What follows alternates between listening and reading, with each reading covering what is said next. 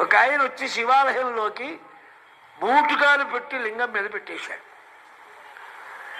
శివుడు పూజారిని పిలిచి, అరే ఆ కాలు తీయించరా అన్నాడు. నాకు చెప్పేవాడికి వాడికి చెప్పకూడదయా? ఆ వెధవకు నేను కనపడనురా, నీకు నేను కనపడతాను. దేవుడు కూడా కనపడేవాడికే చెబుతాడు.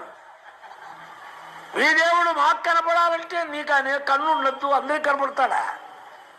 విశ్వరూపం ప్రదర్శించారు రాయబారం సభలో. ఎంతమంది చూచారన్నారు? భీష్మ, ద్రోణ, విదుర, సంజయ.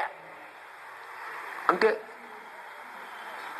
చూడటానికి వచ్చారే గెస్టులు నారద, కణ్వ, పరశురామాది మహర్షులు చూశారు.